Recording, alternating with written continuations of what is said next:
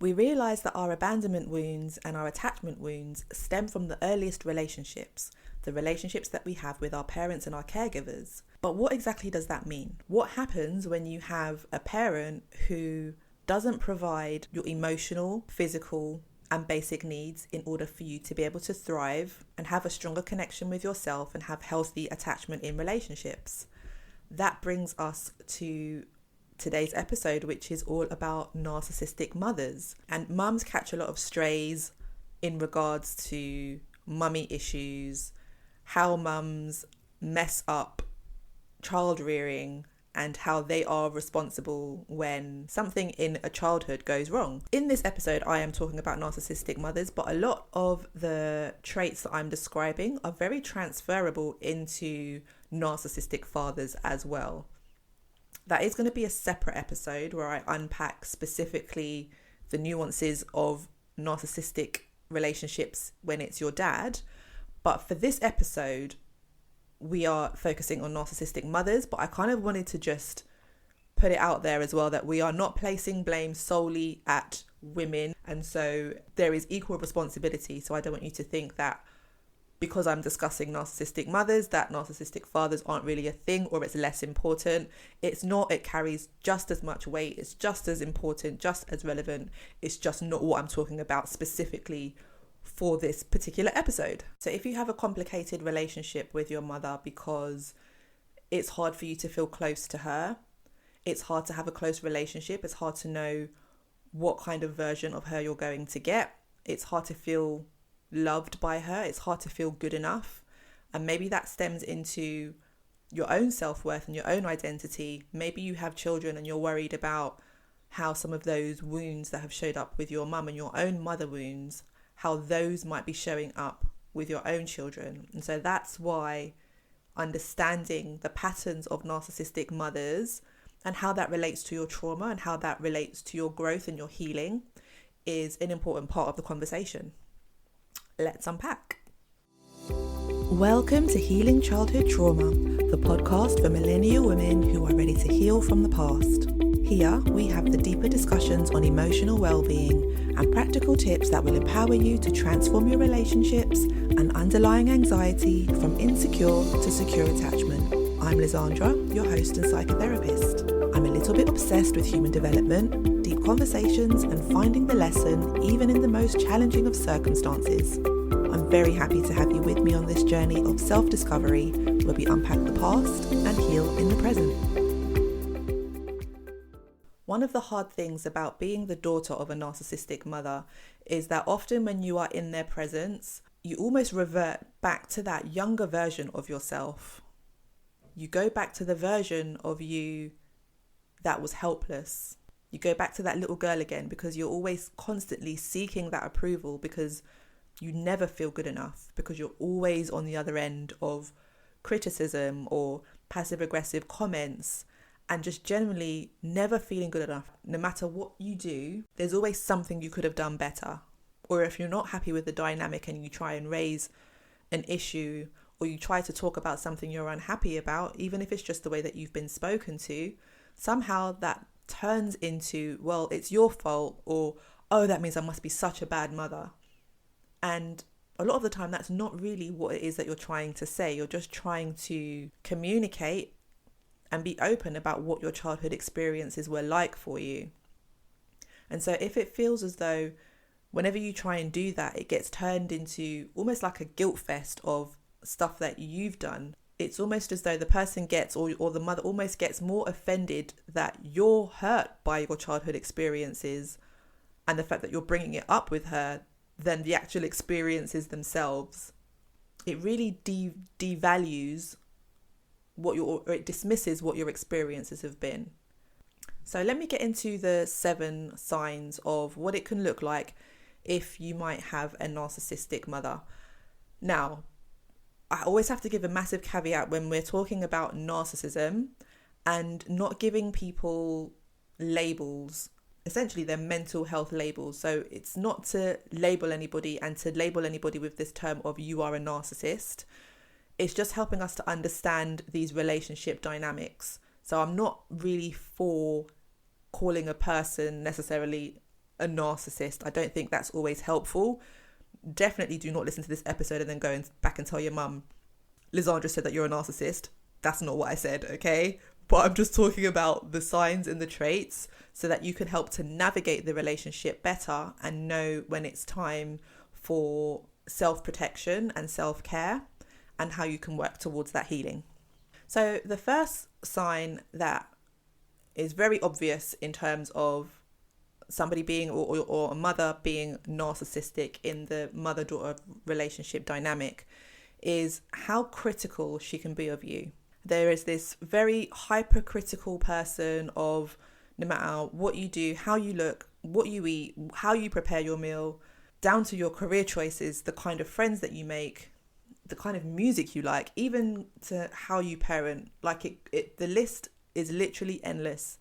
And if there is a negative comment to be made, even about something that is positive or that you might be proud of, better believe that she is going to make that comment. And sometimes it's done in such a covert way where it's so subtle that to somebody else it might not seem like much of a big deal. It might seem like it's quite a small comment. Perhaps you might pick up on the tension, or that it feels a little bit uncomfortable, or it's a little bit awkward. But in the context of the relationship, if that is the criticism that you've always gotten, then it's no wonder that as an adult, you then become very self-critical and very hard on yourself. The criticism that you then start to receive from your mum, and remember, this is your caregiver, this is the person that you go to for support, this is supposed to be your person of safety. And if that person is constantly giving you direct and indirect messages that you are not good enough, it damages your self-worth and it damages your self-esteem. So when you go back out there into the world as an adult, you've got these unconscious messages of, I'm not good enough, I constantly make mistakes, I'm not worthy, I'm unlovable. And as critical as your mother might be, she might be really great at dishing it out and being very critical and judgmental of everybody else and of you, but she's very hypersensitive to receiving that same criticism back. And it's almost like it's the end of the world if she hears anything critical of her. So she's very good at giving it out to everybody else, but taking it, not so much. And that can make it, again, quite complicated to have a relationship with someone where they're able to voice their opinions, even if it's a harsh opinion, and just say, well, that's just how I feel about things. But yet still, if you kind of give your opinion or you kind of share your experience, then you're being nasty, you're being horrible, you're being attacking. And it makes it very hard to have a relationship when that kind of dynamic is going on. So that's sign number one. Sign number two is that they tend to present as a false self. So a very false version of themselves in front of others. This reminds me of a show back in the 90s. I'm quite totally going off course here, but bear with me. So what was the show called? It was called Keeping Up Appearances. She would call herself Hyacinth Bouquet, but her name was Bucket. And it was literally about keeping up appearances. She was pretending to be, this well-to-do middle-class white lady in the UK, and then her family were like working class, smoking fags. Anyway, I'm totally going off course. Welcome into my messy brain. Okay, so anyway, they present a false self, and so they almost have like this persona, this version of themselves that looks perfect on the outside. So they're amazing to your friends. They might be, a strong pillar in the community. They might be, for example, in the world of the church. They may, volunteer for things. They might be super helpful to everybody else outside of the home because it gives this impression of them being, a good person. And maybe in certain aspects they are. Just because they have narcissistic traits, it doesn't make them a bad person. But it's about the perception that they're more worried about how they look and what that looks like rather than how they really are. Because at home, behind closed doors, they're being very critical of you or critical of the people around them. They're not being as loving. They're not being as helpful. they're being quite nasty, they're being, quite aggressive, quite angry, and it's not the same person that you'll see in public. And that can feel very confusing. It's one version that everybody else gets to see, but it's a completely different version when she is with you, or she's talking about everybody that she's, nicing up in public. When she gets home, she's bitching about Tracy down the street and who this person is sleeping with and who that person is sleeping with and, what car they're driving. She's chatting shit about them behind their back. But in their face, it's all, hello, how are you doing? Nice to see you. Totally code switching and pretending to be something that they're not. A third sign is that you find yourself walking on eggshells a lot of the time. So you're very worried about rocking the boat. You're very cautious about the things that you say and the things that you do because you don't want to cause upset. And you end up going into people pleaser mode because you place more value on not causing a scene, not causing any problems, because you just want to feel seen and you want to feel validated. And the thing that you crave more than anything is her acceptance. But no matter what it is that you do, it never feels like it's good enough. It never seems to stick. And then sign number 4 is a violation of boundaries. Now, narcissistic mothers have no concept of boundaries when it comes to them. Now, I've found that this is very conflicting, right? Because they seem to be very good at having boundaries for themselves, as in this is what they're not willing to do. This is what makes them uncomfortable. Their boundaries are very rigid.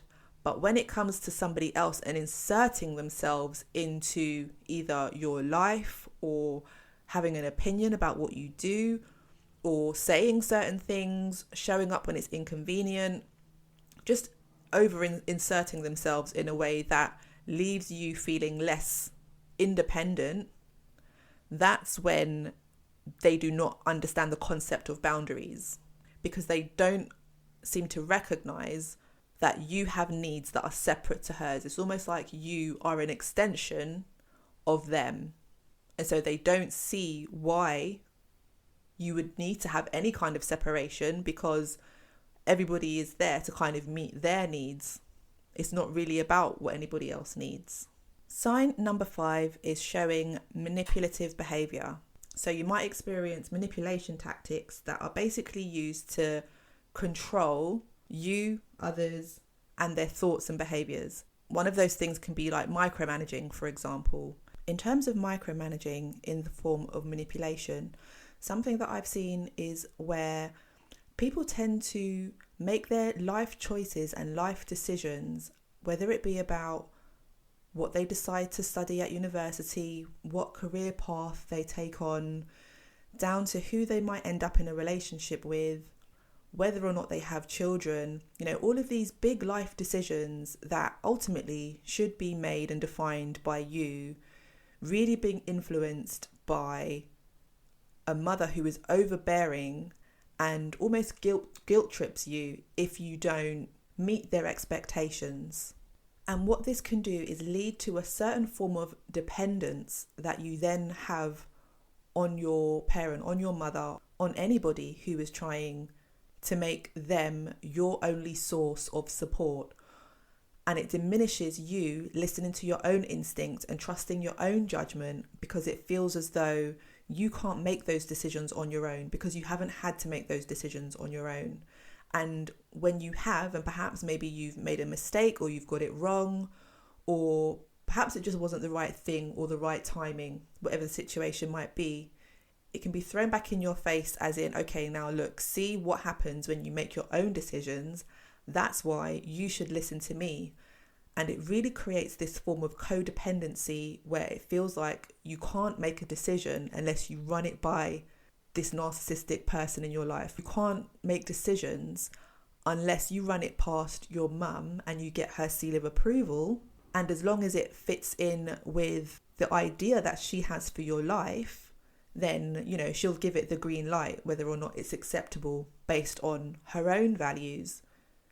But really the thing that is missing from this equation is you take into account whether it fits in with your own values and whether it's something that you want to do. And quite often people can end up coming into therapy because they've realised They've spent a lifetime of making decisions that were based off of somebody else's values and belief systems, and they haven't taken the time to think about what their own values are and what their own belief systems are, and how that might impact their decision making and the kind of things that they want to do with their own lives. And under these circumstances, it can make it really difficult for you to find your own voice in that, and for you to find your own identity, and for you to find your own independence, so that you're not constantly relying on the external validation of somebody else, whether it's your mum or somebody else that you deem important to you, or even people that you don't even deem important to you, just constantly seeking that seek of approval from outside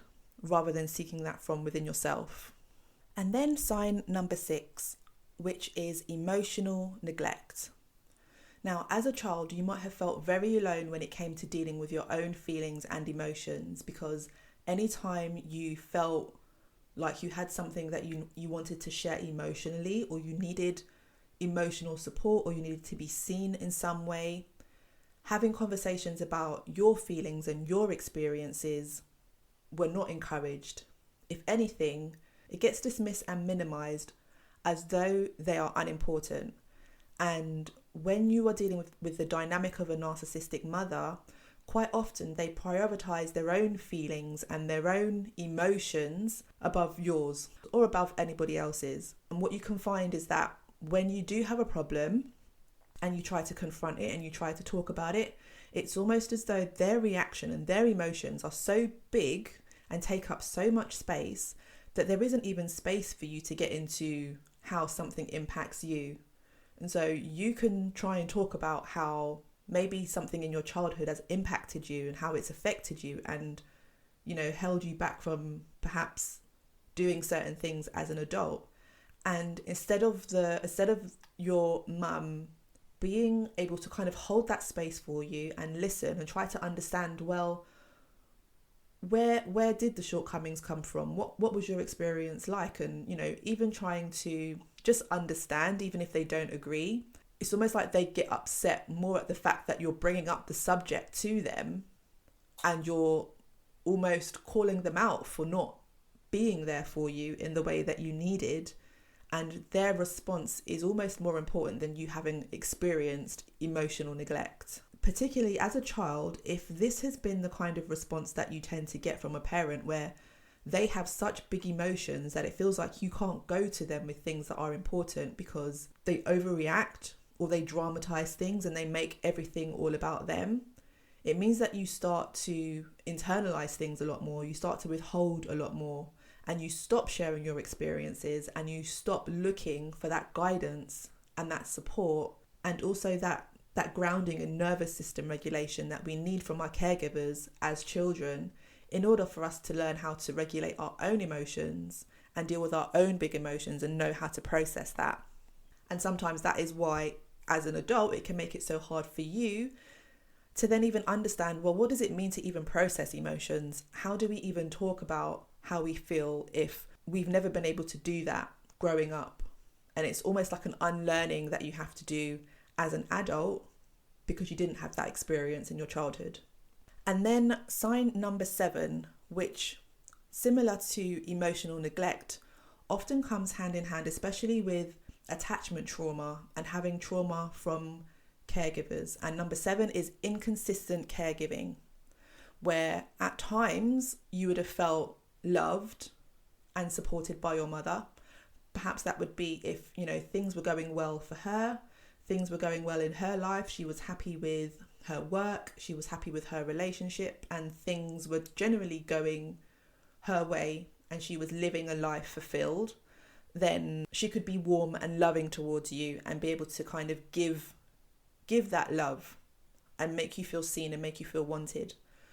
But however, if things were not going her way, if she wasn't happy with her life, for example, or her relationships are not doing well, her career isn't quite what she wanted it to be, her life isn't what she wanted it to be, she can then project some of those emotions, for example, onto you. She would turn her contempt towards her situation and turn that onto you, so that it almost feels as though you're the burden, you're to blame for a lot of her hardships and a lot of, what she was going through. And the inconsistent caregiving can be 1 minute she is loving and warm and kind, and then the next minute it's a lot of criticism. It's expecting, almost like the sting in the tail, you're expecting something to be said in a negative way, and you're almost always waiting for the other penny to drop. You're almost walking on eggshells, because you know, although things might be nice and good at the moment, you know that it doesn't take much for that dynamic to shift, and then you see a much more colder side to her, or a more angry side. In the way that she treated you, there was a lot of inconsistencies, where sometimes she would be emotionally available and other times she would really be emotionally unavailable. And you know, parents are, of course, like anybody else, they are human. They have their own emotions and feelings and things that they go through. And it doesn't mean that when a parent, you know, kind of misses the mark some of the time, that makes them an awful parent.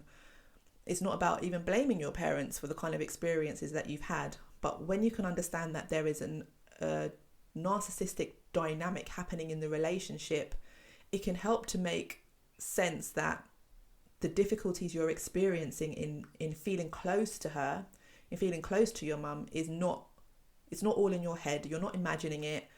You're not being oversensitive. You're not being dramatic. It's a real relational pattern that has made it feel very hard for you to feel close to her. It's felt very hard for you to have trust and feel safety within that relationship. And the impact that having this kind of dynamic with your mum can take is that you then hold these mother wounds. There's been so many occasions where your needs haven't been adequately met, and it's turned into how you then view other relationships. It might mean that you have a difficult relationship with yourself, and that you are very highly critical of yourself because you have then internalized a lot of those negative thought patterns and negative beliefs that have been fed to you from a very young age, and you've now internalized it as part of your internal monologue, and you become very self-critical, having low self-worth, not believing in yourself, not trusting yourself, not listening to your intuition, and not valuing the relationship that you have with yourself, doubting yourself a lot of the time. And it can also impact your female relationships and whether or not you're able to have connections in your female relationships, and whether you're able to have that sense of safety and being able to have intimacy in your friendships without being too fearful of being too vulnerable, because you've learned that when you are vulnerable in a relationship with another woman, somebody who, as your mum, you would hope that that would be a person of safety that you can go to for support, even if they don't get it right all of the time, just knowing that they are trying and they are willing to be open to having those hard conversations. If you don't have that kind of dynamic with your mum, and you've never had that dynamic with anyone before, it can make it really hard for you to then emulate that in your other relationships. Female relationships, romantic relationships, it can just make it really hard for you to be able to trust people and have that feeling of safety that somebody perhaps with a more secure attachment might have, or somebody who has a parent who has been consistently loving and consistently caring. If this is something that you've experienced, what this means for you is that there is a process of healing, almost to reparent yourself and to give yourself what it is that you needed that you didn't get in your childhood. And you can start that by firstly just validating your experience, validating that this dynamic is really happening, and you can start validating your own feelings, your own experiences, and your own emotions, and the complexity of your relationship with your mum. When that relational trauma has occurred, it might not be that you try to repair this relationship with your mum. It might be, that could be the case, depending on, you know, if somebody is willing to either own their part or apologize or make changes, you know, whatever that situation might be. If it feels like it's possible and it's worth trying to rebuild that relationship, then I'm always an advocate for repairing and healing relationships, if that is done in safety. When it's not done in safety, when this person isn't somebody who you can trust with your emotions, who you can trust with your feelings and can hold space for you without feeling as though you're going to be overtaken by their own shame or their own projections or their own rage, then the healing has to really start with you and the relationship that you have with yourself, and reparenting yourself, loving yourself, pouring into yourself so that you can improve the relationship that you have with you. And often when you improve that relationship that you have with you, it then helps to not only heal what you didn't get, but it also transforms into your other relationships. And so you learn how to give more and receive more in your relationships. Whatever needs you didn't get, that feeling seen, being heard, being spoken to with love, not feeling like a burden. Start treating yourself in that way. Start treating yourself as you would have wanted to have been treated as your younger self. And part of that is the inner child work that we do to help repair our old attachment wounds and our old abandonment wounds that tend to come up in our current relationships.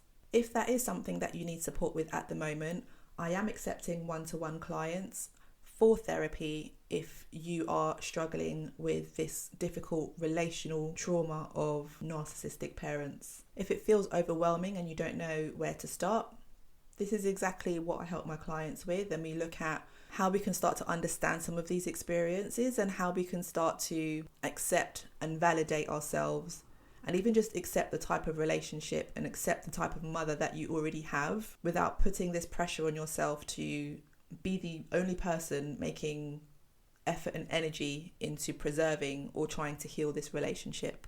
I will put a link in the show notes so that if you want to book and have a free 15-minute consultation, and we can kind of talk through what your current situation is and how you want to use integrative therapy in order to be able to heal, so that you can heal your inner child. You can learn how to set boundaries, you can listen to your intuition some more, and you can heal from the relational wounds and patterns of the past. Then do get in touch and I would love to hear from you. Okay, thanks so much for listening. I hope this has been super helpful. Best of luck on your healing journey. Bye. Thank you for joining this episode of Healing Childhood Trauma. I hope you found today's discussion insightful and empowering. Remember, healing is a journey and you are not alone on this path.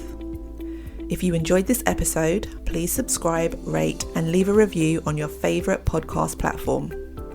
And you can share this episode with a friend. Your feedback helps this podcast to reach more women who are ready to heal and build secure, healthy relationships and heal from the past.